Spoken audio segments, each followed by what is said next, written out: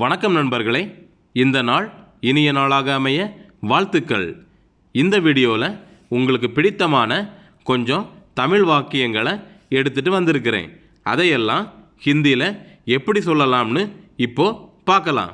வாங்க வீடியோக்குள்ளே போகலாம். முதல் வாக்கியம் முத்தம் கொடு. அதாவது நார்மலாகவே நாம் சின்ன குழந்தைங்களை பார்க்கும்போது அவங்கக்கிட்ட முத்தம் கொடு அல்லது நாம் அவங்களுக்கு முத்தம் கொடுப்போம்.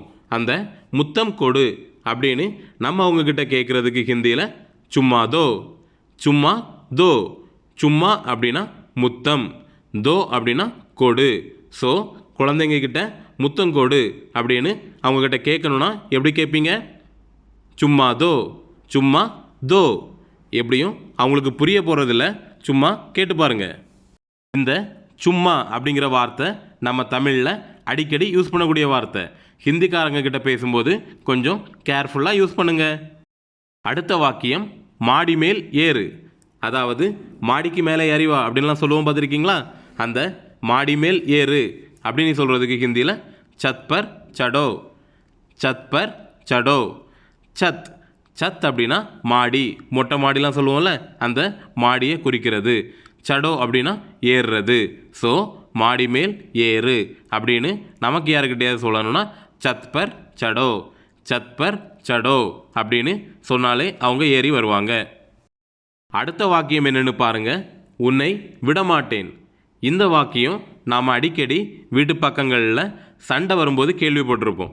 நம்ம ரெண்டு பேரும் சண்டை போட்டுட்டு இருக்கும்போது அவங்கக்கிட்ட நம்ம சொல்லுவோம், பார்த்துருக்கீங்களா? உன்னை விடமாட்டேன், உன்னை ஏதாவது பண்ணுவேன் அப்படின்லாம் சொல்லுவோம், பார்த்துருக்கீங்களா? அதிலிருந்து அந்த உன்னை விடமாட்டேன் அப்படின்னு சொல்கிறதுக்கு ஹிந்தியில் எப்படி சொல்லணும்னா தும்மே சோடுங்கா நஹி, தும்மே சோடுங்கா நஹி அப்படின்னு சொல்லணும். உன்னை அப்படின்னு சொல்கிறதுக்கு ஹிந்தியில் தும்மே, விடமாட்டேன் அப்படின்னு சொல்கிறதுக்கு ஹிந்தியில் சோடுங்கா நஹி, சோடுங்கா நஹி அப்படின்னு சொல்லணும். ஸோ உன்னை விடமாட்டேன் அப்படின்னு நம்ம யாருக்கிட்டையாவது மிரட்டணும் அப்படின்னா அவங்கக்கிட்ட எப்படி சொல்லுவீங்க? தும்மே சோடுங்கா நஹி அப்படின்னு சொன்னாலே பயந்துருவாங்க. நெக்ஸ்ட் சென்டென்ஸ் எப்படி கிடைத்தது. அதாவது யாராவது ஏதாவது தொலைச்சிருப்பாங்க, அது நம்ம கையில் கிடச்சிருக்கோம். ஸோ நம்ம அவங்கக்கிட்ட கொண்டு கொடுக்கும்போது அவங்க கேட்பாங்க, பார்த்துருக்கீங்களா? எப்படி கிடச்சி அப்படின்னு. அந்த எப்படி கிடைத்தது அப்படின்னு கேட்குறதுக்கு ஹிந்தியில் கெய்சே மில்கயா, கெய்சே மில்கயா அப்படின்னு கேட்கணும். கெய்சே அப்படின்னா எப்படி அப்படின்னு அர்த்தம். மில்கயா அப்படின்னா கிடைத்தது அப்படின்னு சொல்லலாம். ஸோ எப்படி கிடைத்தது அப்படின்னு நமக்கு யாருக்கிட்டையாவது கேட்கணுன்னா கெய்சே மில்கயா அப்படின்னு கேட்டாலே போதும். அடுத்த வாக்கியம் நீ ரொம்ப பலசாலி. அதாவது நீ ரொம்ப ஸ்ட்ராங்காக இருக்க, உன்னோட உடம்பு ரொம்ப ஸ்ட்ராங்காக இருக்குது அப்படின்லாம் சொல்லுவாங்க, பார்த்துருக்கீங்களா? அதுக்கு ஹிந்தியில் எப்படி சொல்லணும்னா தும் பௌத் மஜ்பூத் ஹே, தும் பௌத் மஜ்பூத் ஹே அப்படின்னு சொல்லணும். தும் அப்படின்னா நீ அப்படின்னு சொல்லலாம். அதே இடத்துல ஆப், ஆப் அப்படின்னு போட்டால் நீங்கள் அப்படின்னு வரும். ரொம்ப ரொம்ப அப்படின்னு சொல்கிறதுக்கு ஹிந்தியில் பௌத். இது நம்ம நிறைய இடத்துல பார்த்துருக்குறோம். பலசாலி அல்லது ரொம்ப ஸ்ட்ராங்கான ஆள் அப்படின்னு சொல்கிறதுக்கு ஹிந்தியில் மஜ்பூத். மஜ்பூத் அப்படின்னா ரொம்ப ஸ்ட்ராங் அப்படின்னு அர்த்தம். ஸோ நீ ரொம்ப பலசாலி அல்லது நீங்கள் ரொம்ப பலசாலி அப்படின்னு சொல்கிறதுக்கு ஹிந்தியில் ஆப் பௌத் மஜ்பூத் ஹே அப்படின்னு சொல்லுங்கள். அடுத்த வாக்கியம் அவனிடம் பேசுவதில்லை. அதாவது நம்ம ஃப்ரெண்ட்ஸ் யாராவது மீட் பண்ணும்போது அந்த ஃப்ரெண்டு நம்மகிட்ட கேட்பான், பார்த்துருக்கீங்களா? நீ அவனிடம் பேசுவியா அப்படின்னு. நம்ம அப்போ சொல்லுவோம், நான் அவங்ககிட்ட பேசுகிறதில்ல, இப்போலாம் நான் அவங்ககிட்ட பேசுகிறதில்ல அப்படின்னு. அந்த அவனிடம் பேசுவதில்லை அப்படின்னு நம்ம ஃப்ரெண்டுக்கிட்ட நம்ம சொல்லணும்னா ஹிந்தியில் எப்படி சொல்லணும் தெரியுமா? உசே பாத் நஹி கர்த்தா, உசே பாத் நஹி கர்த்தா அப்படின்னு சொல்லணும். அவனிடம் அப்படின்னு சொல்கிறதுக்கு ஹிந்தியில் உசே, பேசுவதில்லை அப்படின்னு சொல்கிறதுக்கு பாத் நஹி கர்த்தா, பாத் நஹி கர்த்தா அப்படின்னு சொல்லலாம். நெக்ஸ்ட்டு அங்கே என்ன சத்தம். அதாவது நம்ம ஏதாவது சின்சியராக பண்ணிகிட்டு இருக்கும்போது திடீர்னு ஏதாவது சத்தம் கேட்கும், பார்த்துருக்கீங்களா? அப்போ நம்ம கேட்போம்ல, அங்கே என்ன சத்தம் அப்படின்னு. அந்த அங்கே என்ன சத்தம் அப்படின்னு கேட்குறதுக்கு ஹிந்தியில் வஹா கியா ஆவாஸ் ஹே, வஹா கியா ஆவாஸ் ஹே அப்படின்னு கேட்கணும். அங்கே அப்படின்னு கேட்குறதுக்கு ஹிந்தியில் வஹா அல்லது உதர் ரெண்டுமே சொல்லலாம். என்ன அப்படின்னு கேட்கணுன்னா கியா, சத்தம், சத்தத்துக்கு ஹிந்தியில் ஆவாஸ்.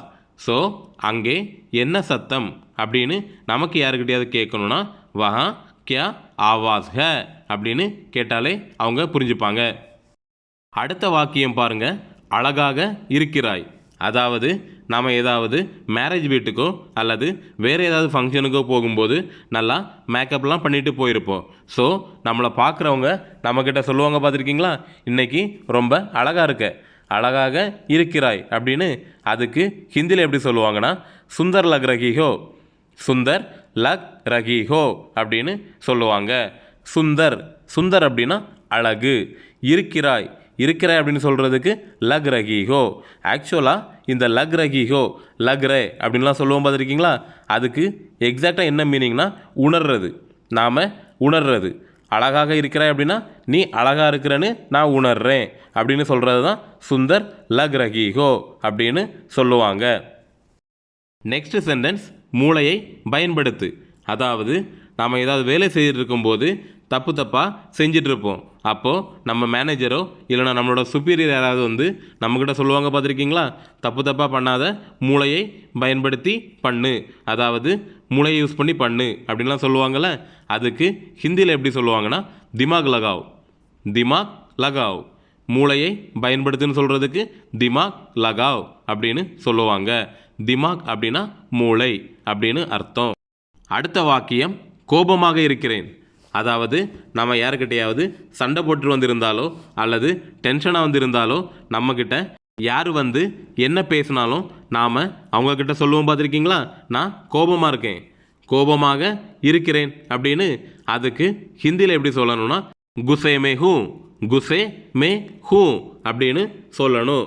கோபம், கோபத்துக்கு ஹிந்தியில் குசா, கோபமாக அப்படின்னு சொல்லணும்னா குசே மே, குசே மே.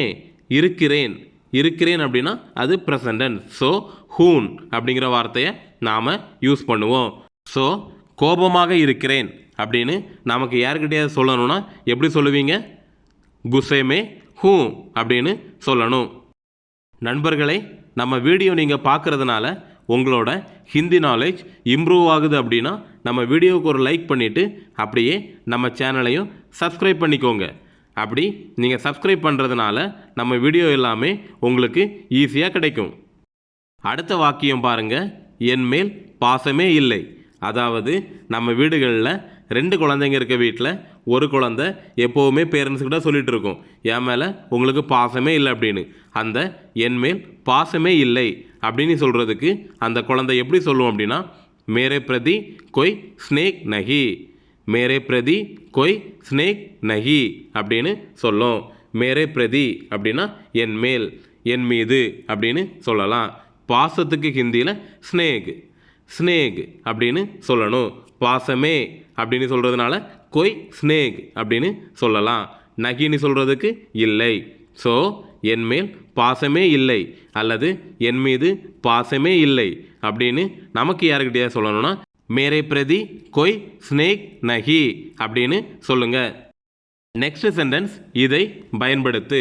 அதாவது யாராவது ஏதாவது வேலை செய்துட்டு இருக்கும்போது நம்ம கையில் ஏதாவது ஒரு திங்ஸ் இருக்கும். ஸோ அவங்கக்கிட்ட அதை கொடுத்து இதை பயன்படுத்து அல்லது இதை யூஸ் பண்ணு அப்படின்னு சொல்லுவோம், பார்த்துருக்கீங்களா. அதுக்கு ஹிந்தியில் எப்படி சொல்லணும்னா இஸ்கா உபயோக் கரேன், இஸ்கா உபயோக் கரேன் அல்லது இஸ்கா இஸ்துமால் கரேன் அப்படின்னு சொல்லலாம். இதை அப்படின்னு சொல்கிறதுக்கு ஹிந்தியில் இஸ்கா அப்படின்னு சொல்லணும். பயன்படுத்து அப்படின்னு சொல்கிறதுக்கு ஹிந்தியில் இஸ்துமால் அல்லது உபயோக் அப்படின்னு சொல்லலாம். உபயோக்னா நம்ம உபயோகிக்கிறதுன்னு சொல்லுவோம்ல, அதே தான் உபயோக்.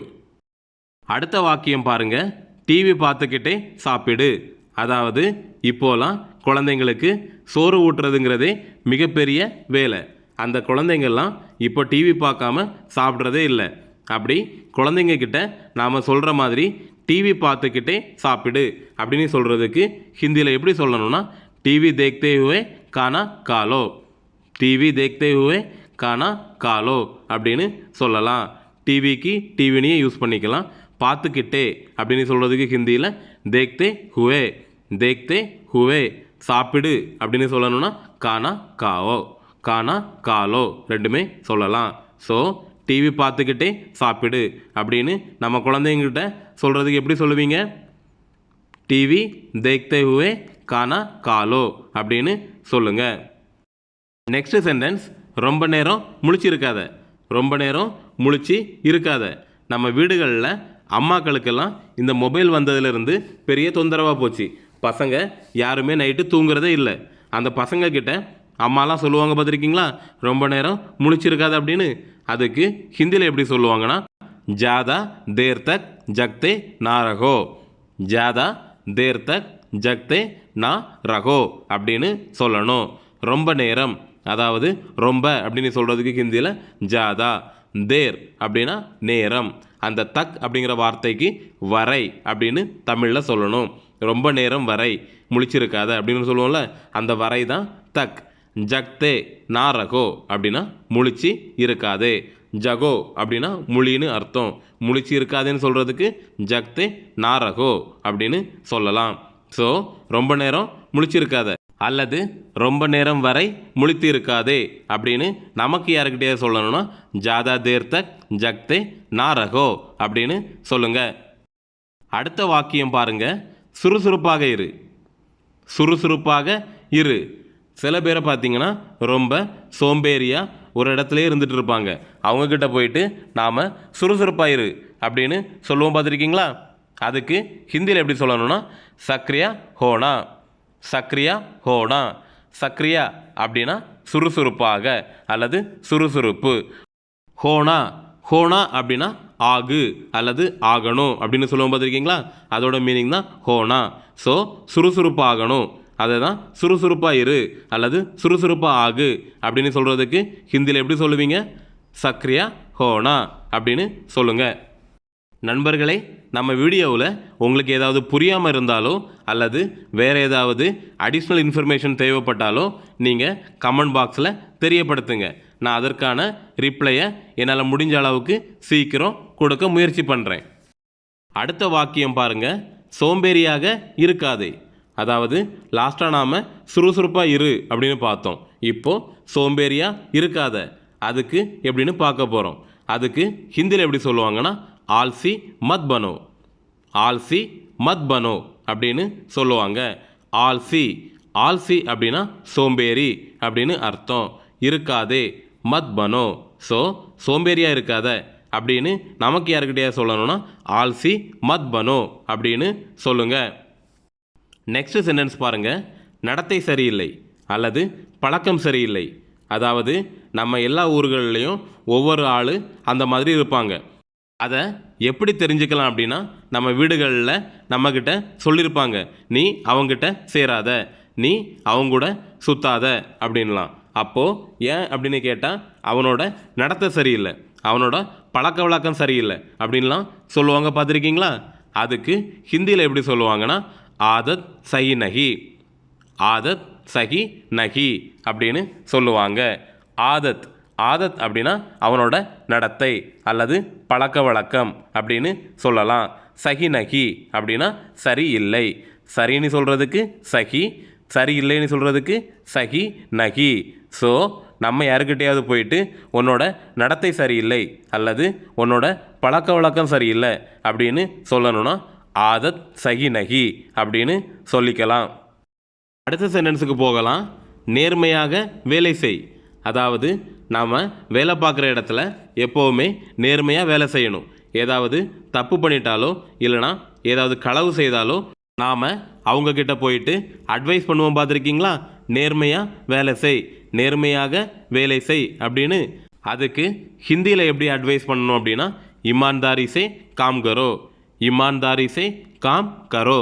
ईमानदारी அப்படின்னா நேர்மை, ईमानदारी से அப்படின்னா நேர்மையாக, வேலை செய் காம் கரோ. ஸோ நேர்மையாக வேலை செய் அப்படின்னு நமக்கு யாருக்கிட்டையாவது சொல்லணும் அப்படின்னா, ईमानदारी से काम करो அப்படின்னு சொன்னாலே அவங்க புரிஞ்சுப்பாங்க. அடுத்த வாக்கியம், சிகிச்சை தேவை. அதாவது எங்கேயாவது ஆக்சிடெண்ட் ஆச்சு அப்படின்னா நாம் ஹாஸ்பிட்டலுக்கு ஃபோன் பண்ணி அவங்கக்கிட்ட சொல்லுவோம் பார்த்துருக்கீங்களா? இங்கே ஒரு ஆளுக்கு அடிபட்டுருச்சு, சிகிச்சை தேவை, அதாவது ட்ரீட்மெண்ட் வேணும் அப்படின்னு சொல்லுவோம் பார்த்துருக்கீங்களா? அதுக்கு ஹிந்தியில் எப்படி சொல்லணும் அப்படின்னா, இலாஜ் கி ஜரூரத் ஹை. இலாஜ் கி ஜரூரத் ஹே அப்படின்னு சொல்லணும். இலாஜ் இலாஜ் அப்படின்னா சிகிச்சை, அதாவது ட்ரீட்மெண்ட். தேவைன்னு சொல்கிறதுக்கு ஜரூரத். ஸோ சிகிச்சை தேவை அப்படின்னு நமக்கு யாருக்கிட்டையாவது ஃபோன் பண்ணி சொல்லணும் அப்படின்னா இலாஜ் கி ஜரூரத் ஹே அப்படின்னு சொல்லுங்கள். நண்பர்களே, இந்த வீடியோ மாதிரியே இன்ட்ரெஸ்டிங்காக லாஸ்ட்டாக நான் ஒரு வீடியோ போட்டிருந்தேன். அந்த வீடியோ பார்க்காதவங்களுக்காக நான் டிஸ்கிரிப்ஷன்லையும் ரைட் டாப் கார்னர் ஐ பட்டன்லையும் அந்த வீடியோவுக்கான லிங்க் கொடுத்துருக்கிறேன். நீங்கள் ஃப்ரீயாக இருக்கும்போது அந்த வீடியோவையும் பார்த்து பயன்பெறுங்க. லாஸ்ட்டாக நாம் பார்க்க போகிற வாக்கியம் பேராசை கொள்ளாதே, அதாவது ரொம்ப ஆசைப்படாத, ரொம்ப பேராசைப்படாத அப்படின்லாம் சொல்லுவோம், பார்த்துருக்கீங்களா? அதுக்கு ஹிந்தியில் எப்படி சொல்லணும்னா லால்ச்சி மத் பனோ, லால்ச்சி மத் பனோ அப்படின்னு சொல்லணும். பேராசை, பேராசைன்னு சொல்கிறதுக்கு ஹிந்தியில் லால்ச்சி, மத் பனோ அப்படின்னா கொள்ளாதே அப்படின்ற மாதிரி மீனிங்கில் வரும். ஸோ பேராசை கொள்ளாதே, ரொம்ப பேராசைப்படாத அப்படின்னு நமக்கு யாருக்கிட்டையாவது போய் சொல்லணும்னா லால்ச்சி மத் பனோ அப்படின்னு சொல்லுங்கள். இந்த வீடியோ இதோட முடியுது. இந்த வீடியோவில் உங்களுக்கு ஏதாவது டவுட் இருந்துச்சுன்னா நீங்கள் கமெண்ட் பாக்ஸில் தெரியப்படுத்துங்க. மீண்டும் ஒரு அழகான வீடியோவோட உங்களை எல்லாம் திரும்பவும் சந்திக்கிறேன். நன்றி, வணக்கம்.